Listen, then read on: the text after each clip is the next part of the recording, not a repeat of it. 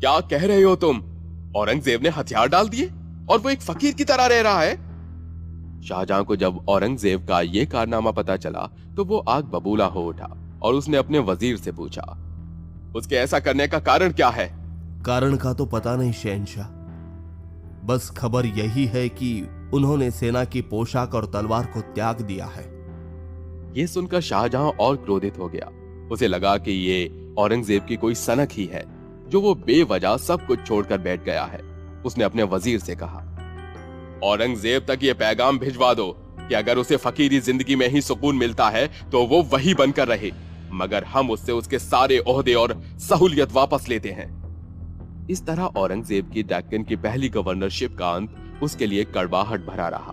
अपने पिता की नजरों में वो फिर से एक बार नाकाबिल साबित हो गया था, मगर कुछ महीने बाद उसे फिर से खुद को साबित करने का मौका मिला। हुआ यूं कि एक दिन आगरा में उसकी बहन जहानारा आग में बुरी तरह झुलस गई। 26 मार्च 1644 का दिन था वो।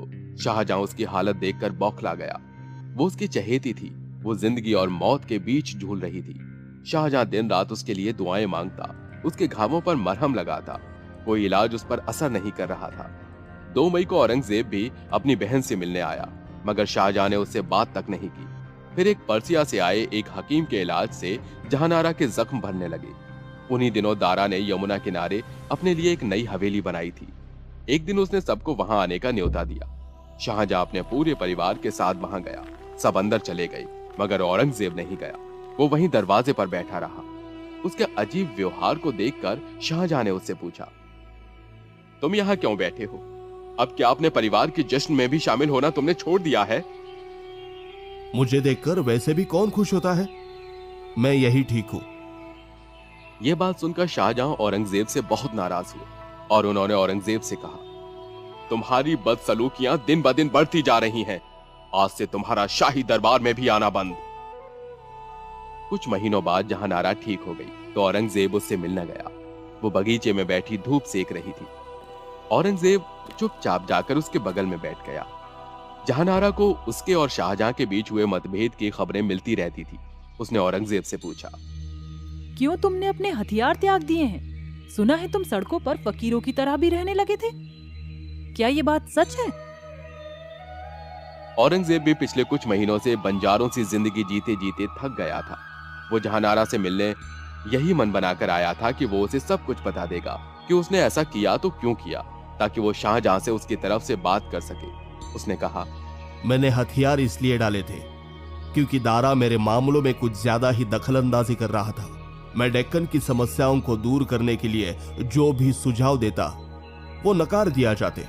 अब्बू मुझे खुद से कोई फैसला लेने ही नहीं देते थे, इसलिए मैंने सब छोड़ दिया। मैं फकीरों की तरह रह रहा था, मगर असल में फकीर बन नहीं गया था। फिर तुमने अब्बू को ये बात क्यों नहीं बताई? वो मेरी सुनते कहा है, सिर्फ दारा ही उन्हें प्रिय है। वो उसे अपने से दूर भी नहीं करते। मैं इतने सालों तक उनसे दूर रहा, मगर मुझसे एक शब्द प्यार का नहीं बोला उन्होंने। यहां तक कि मेरा शाही दरबार में भी आना बंद कर दिया। हाँ, मुझे पता चला, मगर उसमें तुम्हारी भी तो गलती थी। तुम दारा की नई हवेली के अंदर क्यों नहीं गए थे? क्योंकि वहां अंदर जाने का सिर्फ एक ही दरवाजा था। मुझे डर था कि कहीं अंदर दारा हम सबको मरवा ही न डाले, इसलिए मैं बाहर पहरेदारी करता था। जहानारा को औरंगजेब की इस बात पर विश्वास तो नहीं हुआ, मगर उसने शाहजहां से बात करके उसका ओहदा वापस दिलवा दिया और फिर शाहजहां ने औरंगजेब को फरवरी 1645 में गुजरात भेज दिया, जहां औरंगजेब ने एक बार और साबित कर दिया कि युद्ध कला और रणनीति बनाने में माहिर है। मुगल साम्राज्य के सभी प्रांतों में गुजरात के हालात कुछ ज्यादा खराब थे। वहां बार बार सूखा पड़ जाता था, जिससे किसानों को बहुत नुकसान होता था। दूसरा, डाकू कबीलों ने वहां के व्यापारियों और यात्रियों की नाक में दम किया हुआ था। आए दिन वो उनको लूट लेते थे। औरंगजेब ने वहां जाकर सबसे पहले उन डाकुओं के आतंक का दमन किया, जिससे वहां का शासन एक बार फिर से शांतिपूर्वक चलने लगा। शाहजहां औरंगजेब की लगन और काम करने के तरीके से बहुत खुश हुआ और उसने जून 1646 में औरंगजेब की सालाना आय बढ़ाकर 60 लाख रुपए कर दी। गुजरात के बाद शाहजहां के पास औरंगजेब के लिए एक और मिशन था। 16वीं और 17वीं शताब्दी से ही मुगलों में बल्ख बदख्शां और बुखारा जीतने की ललक थी, क्योंकि कभी वो बाबर की संपत्ति हुआ करते थे और तैमूर की राजधानी समरकंद के रास्ते में भी पड़ते थे। लेकिन हुमायूं और अकबर की लाख कोशिशों के बावजूद उन्हें वहां सफलता नहीं मिली थी। शाहजहां भी काफी अरसे से यही कोशिश कर रहा था, मगर उसकी सेना और उनके सरदारों के ढीलेपन की वजह से कुछ हासिल नहीं हुआ था। दूसरा, वहां का मौसम भारत में रहने वालों के लिए अनुकूल नहीं था, मगर शाहजहां ने अपनी जिद नहीं छोड़ी और उसने अपने बेटे मुराद बख्श को वहां भेज दिया। उसने बल्ख और बदख्शां पर जीत हासिल भी कर ली, जिससे शाहजहां बहुत खुश हुआ। मगर फिर मुराद वहां से वापस आने के लिए शाहजहां को लगातार खत लिखने लगा। तंग आकर शाहजहां ने उसे वापस बुला लिया और उसकी जगह वजीर सादुल्ला खान को वहां भेज दिया। लेकिन वहां एक कुशल सेना कमांडर की जरूरत थी, क्योंकि उज़्बेक मुगल सेना पर बार बार हमले कर रहे थे। इसलिए शाहजहां ने औरंगजेब को वहां भेज दिया। औरंगजेब ने वहां जीत हासिल तो कर ली थी, मगर तब तक शाहजहां ये समझ गया था कि हिंदुस्तान से इतनी दूर अपना शासन बनाए रखना मुश्किल है और इस जंग में उसे 4 करोड़ रुपयों का नुकसान हुआ था। इसलिए उसने औरंगजेब को वहां से वापस आने का निर्देश दिया। अभी तो वो हिंदुस्तान पहुंचा भी नहीं था कि शाहजहां ने उसे मुल्तान भेज दिया। यहाँ औरंगजेब को काफी पैसों की तंगी रही। जो भी जागीरें उसे सौंपी गई थीं, उनसे कुछ ज्यादा कमाई होती नहीं थी और उसके मांगने पर भी शाहजहां से उसकी कोई सहायता भी नहीं की। फिर 1648 में शाहजहां ने औरंगजेब को कंधार जाने का आदेश दिया, क्योंकि पर्सिया का शाह उस पर हमला करने वाला था।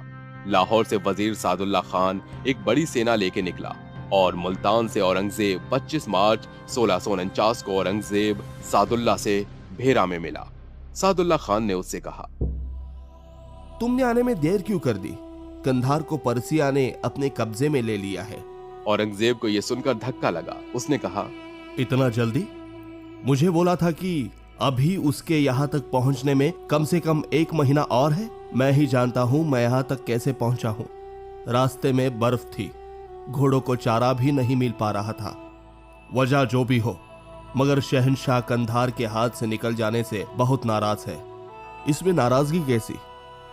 वो खुद ही ठीक से दुश्मन की क्षमता का अनुमान नहीं लगा पाए और ऊपर से किसी काबिल को कंधार का गवर्नर भी नियुक्त नहीं किया।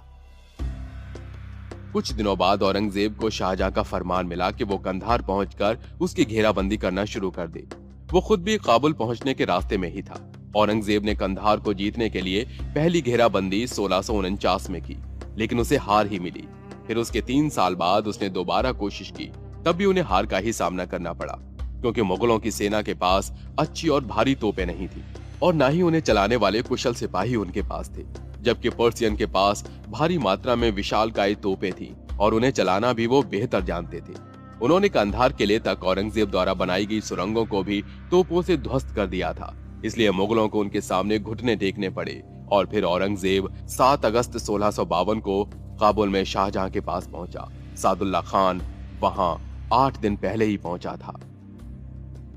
औरंगजेब जब शाहजहां से मिला तो वहां उसके साथ सफुल्ला खान भी बैठा था। औरंगजेब को देखते ही शाहजहां क्रोधित होकर बोला, जानते हो गांधार के साथ ये जंग लड़ने में कितना जान माल का नुकसान हुआ है हमें, और फिर भी हाथ कुछ नहीं लगा। तुमने युद्ध नीति सही बनाई होती तो शायद आज कंधार हमारे पास होता। शाहजहां के बेवजह इल्जाम पर औरंगजेब भी भड़क उठा और बोला, मेरी वहां चल क्या रही थी? मैं तो सिर्फ नाम का सेना प्रमुख था। सारे फैसले तो आप और सादुल्ला खान ले रहे थे। आप चाहते थे हम किले की दीवार तोड़कर अंदर घुसे। जब ऐसा होना मुमकिन नहीं था तो मैंने आपको खत भेजकर कहा भी कि हमें सीधे किले पर हमला करने दो, मगर आपने सादुल्ला की बात मानी, क्योंकि उसके हिसाब से हम किले के अंदर सीधा नहीं घुस सकते थे। फिर भी इस हार का ताज मेरे सिर पर क्यों रखा जा रहा है? और सच यही है कि इस जंगल में उनका पक्ष हमसे ज्यादा मजबूत था, क्योंकि एक तो उन्हें वहां मौसम में रहने की आदत थी और दूसरा उनके पास हमसे ज्यादा भारी तोपें थी। शाहजहां ने औरंगजेब की सफाई को दरकिनार करते हुए कहा, जो भी हुआ हो, मगर मैं कंधार छोड़ूंगा नहीं। तुम वापस डेक्कन लौट जाओ और वहां का कामकाज देखो। नहीं, मैं अभी वापस नहीं लौटना चाहता। आप भले मुझसे डेक्कन के गवर्नर का पद वापस ले ले, लेकिन मुझे फिलहाल मुल्तान या काबुल में ही रहने दे। मैं फिर से कंधार के लिए एक बार कोशिश करना चाहता हूं। नहीं, तुम अब यहाँ नहीं रह सकते। अगर मुझे लगता कि तुम ये काम कर सकते हो तो मैं तुम्हें वहां से बुलाता ही क्यों। अब कंधार की जिम्मेदारी मैं दारा को सौंपूंगा। शाहजहां को जिद पर अड़ा देखकर औरंगजेब डेक्कन के लिए निकल पड़ा। 1 जनवरी 1653 को उसने खान देश के बुरहानपुर के बाहर अपना डेरा डाला। उसी समय उसे हीराबाई से प्यार हुआ था। यहाँ से वो 9 महीने बाद दौलताबाद के लिए निकला। उधर दारा की अगुवाई में भी कंधार शाहजहां के हाथ में नहीं आया। औरंगाबाद में औरंगजेब आदिल शाह की सल्तनत बीजापुर जीतने की तैयारी कर रहा था। वो अपनी जीत के बहुत करीब था, मगर दारा के पैतरों से वो उसे जीत न सका।